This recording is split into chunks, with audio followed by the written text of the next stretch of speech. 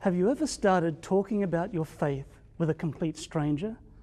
We meet people every day, and once in a while a door opens to talk about what we believe. It can be on a plane, a train, a bus, while waiting in line, or maybe online. How do we know what to do? How do we know what to say? How can we make God real and relevant to people in today's world? Well, stay tuned to learn more on Global Mission Snapshots. Just before he went up to heaven, Jesus gave us a command. He gave us a mission. Jesus said, "Go. Go unto all the world, telling them of His love." This is our mission. This is our global mission.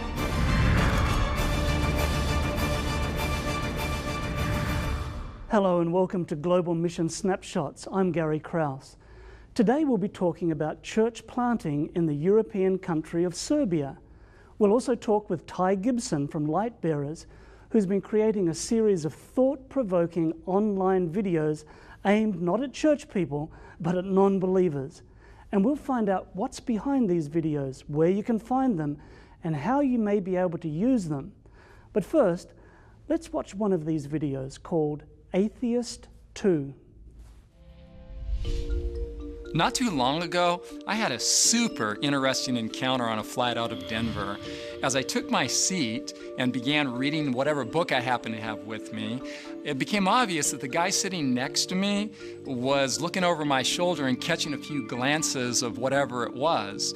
He must have saw the word God or some religious terminology, because rather casually, the guy leaned over and he says, "Looks like an interesting book." But then after a short pause, just bluntly out of nowhere, the guy says, "But I'm an atheist." Well, evidently he was an outgoing guy and looking for some conversation. So I said, "Actually, I'm an atheist too." Clearly he was a little surprised, no doubt because of the book I was reading. He was like, "Seriously, you're an atheist?" "Yeah, absolutely," I told him. Then I threw him an unexpected curveball. I said, "Describe for me the God you don't believe in." He was jolted, to say the least, by the question. But I knew that there was some definable picture of God in his head that gave rise to his atheism. But he went silent, so I figured, conversation over. But then after thinking for a moment or two, the guy opens the conversation again, and he says, "You know what I mean, a super powerful, supreme being presiding somewhere in the sky that rules over us with absolute control." He paused again, and then he just plowed forward, man. He just let it all out. You know, before we're born, this God decides who gets to go to heaven, who's going to burn in hell forever. Of course, we have no say in the matter because he's Mr. Almighty God. It's his universe. So how dare anybody question him? He can do whatever he jolly well pleases. Well, he was on a roll now, doing a great job of defining his atheism and mine too. "It's all utter nonsense," he went on. "And we're supposed to love this tyrant? I don't even like him, and I'm pretty sure that liking someone has got to come before loving them. It's more like a monster than a God." I was right with this guy, I have to tell you. Just right with him. "Yeah, I totally agree," I said. It's a pretty diabolical picture, huh?" "Yeah," he said, "I don't know how anyone can believe in such a God." "Me neither," I agreed. "I certainly don't. I don't believe in the existence of any such God as you've just described. But I want to ask you another question.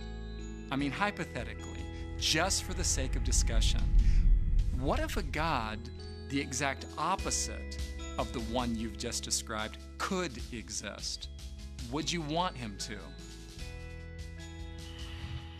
He was jolted again, just thinking about the idea. "What do you mean?" he says. "Like what?" So I offered a totally different picture. Well, what if a God could exist who is nothing but total goodness, perfectly just, perfectly merciful to everyone all the time? a God who always does the right thing toward every person, a God who would literally give everybody total freedom to decide their own destiny and never in a million years torture anybody who didn't agree with him. Now, what if a God could exist who is literally the kind of person who would rather die than commit an injustice against any person? I mean, if a God like that could exist, would you want him to? Now, I could see that this was totally new territory for him. But after thinking for just a few seconds, he said what any rational person would have to say. Well, sure, he said. I'd be a fool not to, right? Yeah, right. I agreed with him. Then he said, but no way, man. We can't just manufacture whatever God we want. And I agreed with him again. No, we can't manufacture whatever God we want. But he was listening, so I elaborated. Listen, man, I totally resonate with your atheism because I find many of the popular views of God as repulsive as you do. But I believe that the one and only true God is beautiful in the extreme. And you've said that you would want that kind of God to exist if he could. Well, I simply do believe the very thing that you want to believe. So you're not really an atheist, he says to me? Well, actually I am. I'm an atheist in the sense that I don't believe in the cruel, tyrannical God you've just described. But I do believe in God. But I believe in a God who is nothing like the God you don't believe in. So as far as I can see, you haven't rejected my God because the fact is you've never even considered him. I'm asking you to believe in a God of sheer beauty and perfect goodness. And I totally commend you for not believing in the false God that you were raised to believe in. I mean, this guy's mental wheels were turning. And you know what? I found that many people who don't believe in God don't believe in a particular picture of God. A self-serving, threatening tyrant who wants to either control us or damn us. They reject the only option they've ever been taught. While somewhere in their hearts, they desire a God worthy of their love and worship. I mean, what if? What if the God who does exist is nothing at all? Like many popular religions portray God to be. What if God is love in the strongest and most beautiful sense imaginable? What if? It's my pleasure to welcome Ty Gibson to the program. Ty, terrific video. Where did the idea for Digma come from? Well, first of all, just the word digma, Gary, it's the second half of the word paradigma, from which we get the English word paradigm. And that part of the word digma just means to reveal something or to disclose something by way of a story or a metaphor. And so the idea came that it would be great to produce some short videos, not long videos, not like sermons, 30, 40, 50, 60 minutes, but just short videos, 5 to 7 minutes long, that would disclose or reveal key ideas about the existence of God and the character of God. So we started producing the videos for the general population, people who don't really know, does God exist or not? If he does, what kind of person is he? Fantastic. And it's done in a style that will appeal, maybe not to the traditional church person on the pew, although I enjoy them very much, but aimed at people who are used to high quality video. Oh, good, good. Yeah. I'm glad you enjoyed them. I did. Yeah. The response has been overwhelming. We've had a number of academy teachers who are showing them in their classroom and having the kids write book reports. We've had people from secular universities say, hey, could we just circulate these on campus? And we've said, sure, please do. So the thing that's unique about these videos, Gary, is number one, you don't feel like you're being preached to, because they're aiming for a particular kind of person, actually the kind of person I was as I grew up. I wasn't raised in any kind of church or religion whatsoever. And these videos are aiming to speak to people who just aren't certain about anything spiritual. Maybe, maybe not. God could exist. Maybe he doesn't exist. Not people who are militant against the existence of God, but people who just aren't sure. And so it's not preachy. There's no Bible in my hand, although of course I use certain, Bible verses to make certain points. There's no pulpit. It's telling stories in such a way as to convey answers to, I guess you would say, the intuitive kinds of questions people ask. Like, okay, if God does exist, why is there so much suffering in the world? That's a key question, and people are asking it. I grew up asking it. Yeah. Now how many have you done so far? Right now on the website at digma.com, there are 7 that are finished and ready to be used, and people can use them any way they like. They can email them to people free of charge to stimulate conversations. That's a really good use for them. But 7 are there now. We have, I think, 5 more right now that are in post-production. That means I've already written the scripts and delivered the information, and now we're in the post-production phase to just, put the music and the B-roll and all that kind of stuff to finish it up. And then we're going to do an additional number that will add up to 24 total in the end. Now, when I traditionally think of light bearers, I'm thinking of literature. But so what made you want to branch out to this? What was the motivation? Well, we live in a world right now that is super oriented toward visual information. People are getting information more and more by watching short little videos. I have to say that for myself, even news, I just get in little sound bites now through Twitter and on my computer. There's just a growing population, especially people in their teens, their 20s, and their 30s, who are accessing information through short video clips. And so we thought, wow, there's an audience out there. There are people who are accessing information through this medium. Why not preach the gospel or share the truths that we hold dear with that audience? So we said, yeah, let's do it. Let's try it. So why come at the storytelling angle, etc.? Why not just do 28 videos telling the fundamental beliefs? This is a really good question, and people ask about this often, Gary. I remember a verse in the Gospel of Matthew, for example. It's a very, very straightforward verse that jolted me at first.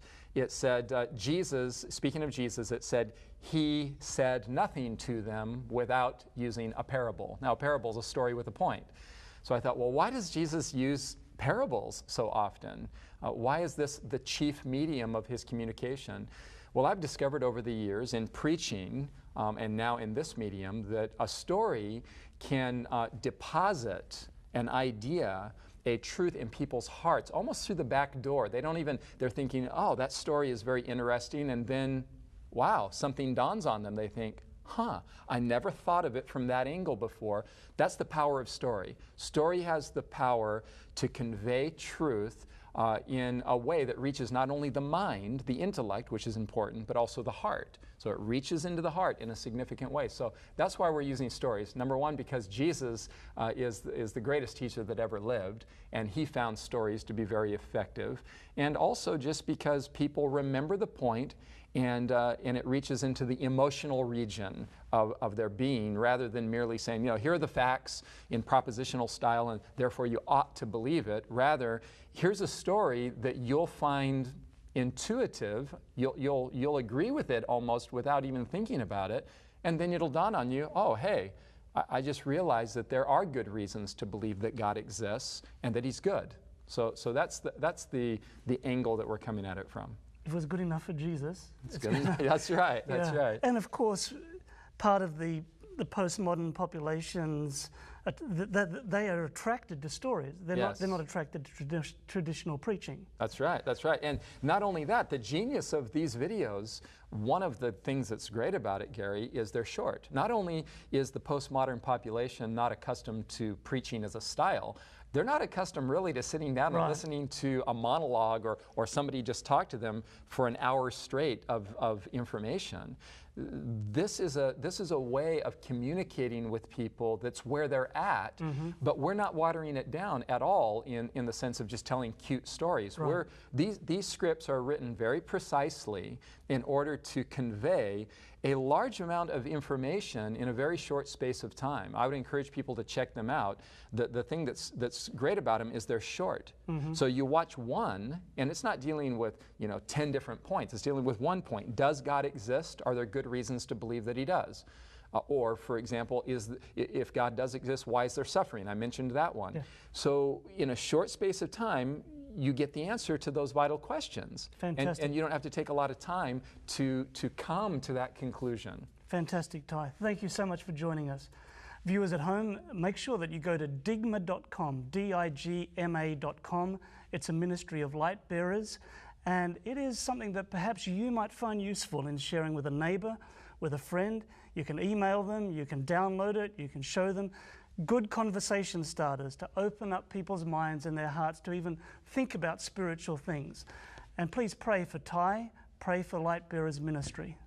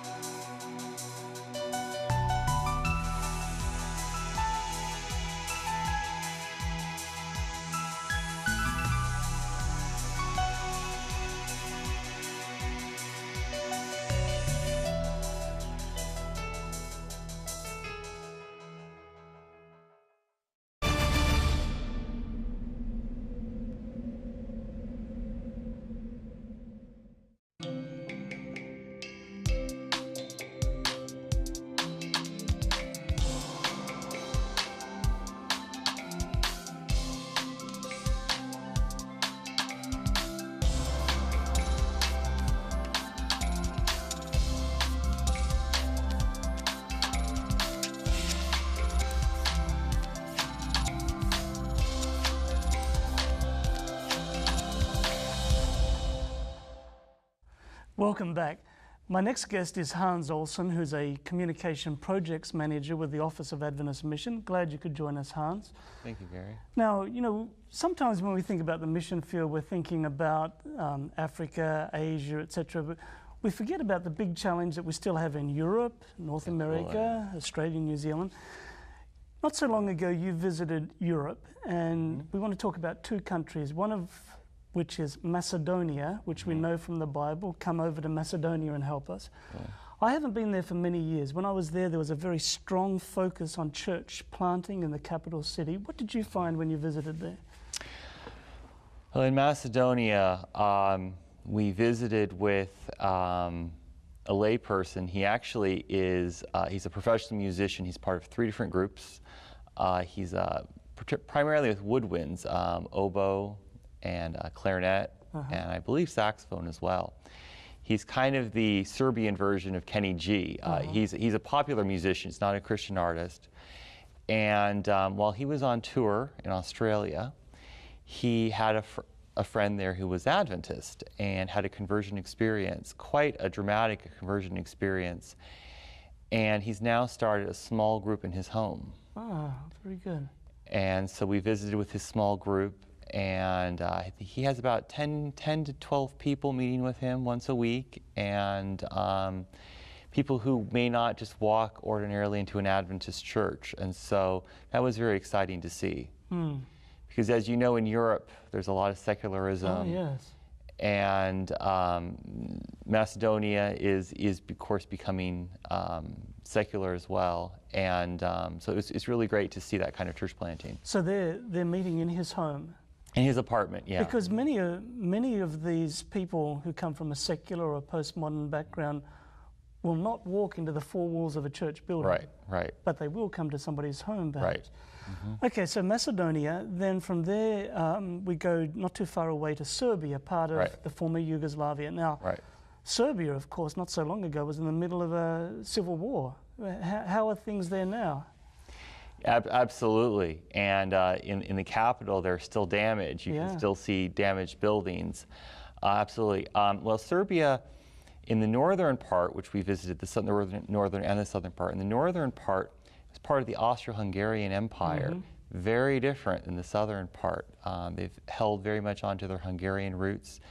For many people, their first tongue is Hungarian, not Serbian. There, we've met a florist. Actually, he had a job, a regular job, and lost it in 2005, and decided he was going to plant flowers professionally and grow them. And this has really given him an opportunity to do more church work, and he's actually planted 2 different churches in the area, and he says it's the happiest he's ever been. So how does his floral work tie in with his church planting? It gives him time now, because instead of having a 9-to-5 job, he can work his gardening work around his church planting schedule. And also when he goes to sell his flowers in the marketplace, because they have an open market there, that's where he sells stuff, he can meet people where they are, and rather than knocking on doors as traditionally is done by many global mission pioneers, he's able to meet people on the street, start conversations, and invite them to meet with him for small groups. So he has a small group meeting in his home too? In the community. I'm not exactly sure if it's in his home or if it's in a rented space, but in the community, yeah. So Hans, how is the church in Serbia doing now? I mean, the war is finished. Right. They're focused on mission. How would you describe the situation? Well, in the capital city, where there's actually a seminary, the work is fairly established. But in the outside of the main city, it's definitely a harder situation. People are not necessarily open to Adventism. They view it as a Western religion, and Serbia, you know, is kind of on the fringe of the East, and so they're not necessarily open. But through meeting people where they live, it's growing in certain areas. In other areas, like in the South, there was virtually no Adventist presence. And so people are using some very creative ways. We met with a pastor who started a church by going to a sweet shop and meeting people in the evening in the town square, which is where the sweet shop was, and actually started preaching right there. And people would just, while they were eating their desserts, listen to the sermon. And he actually started a church in a storefront. And within 1 year, he went from the storefront area to have to put a closed camera system into the storeroom, so for overflow area. So there is a lot of success, but they're having to be very creative. So the leaders there, are they discouraged with how hard it is? I mean, what sort of sense did you get? I thought they're very upbeat. They understand they have to be creative, and so they keep working, even though it's difficult. They do keep working. Also, it's very, in the country, it's also very agrarian, you know, lots of farms and such. And so it can be very long distances for people to go to a church. And the mission can't afford to buy church buildings all over the place. So we also visited a church that was started by some church members who lived in that community. They were driving an hour to the nearest church, and so they actually built their own church. And the pastor comes as often as he can, but it's mostly run by local church members. But they didn't have a lot of money, so they actually went into the community and actually convinced community people to build the pews, the pulpit, and various pieces, and they were very willing. So people are open to helping the Adventist church, but they may not want to just become an Adventist unless they know someone who's already Adventist. Hans, thanks very much for giving us an insight into what's happening in those territories. Appreciate it. Viewers at home, it's a tremendous challenge in parts of Europe that are becoming more and more secular. People don't come from a religious background. How do we meet people? How do we touch them with God's love? We keep coming back to the example of Jesus Christ, who Ellen White describes as mingling with people, showing sympathy with them, ministering to needs, winning confidence, and then bidding them to follow Jesus. And this can be a long process. It's not an overnight process. So please pray for our church planters around the world. And let's go and let's see the church planter in Serbia.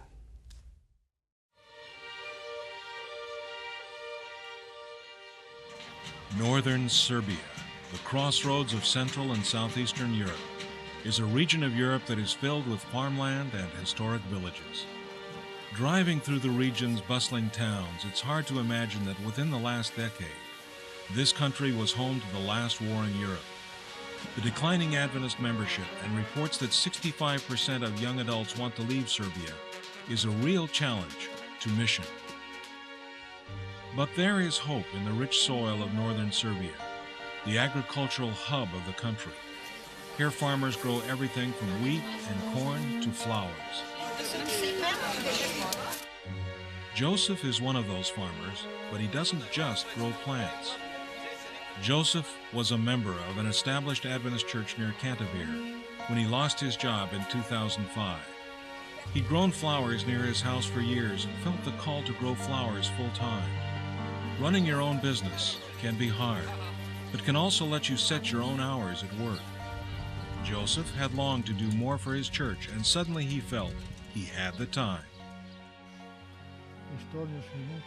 I decided to start a church plant in Tornish, just 7 kilometers outside of Canterbury, in 2008.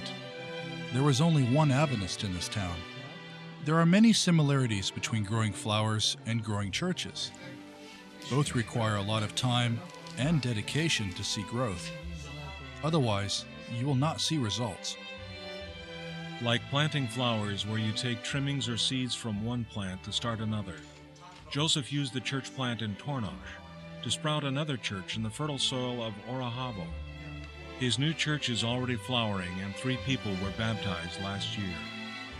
Joseph hopes that more people will decide to be baptized soon. I am humbled by what the Holy Spirit has done. There is no way that I could have accomplished this on my own.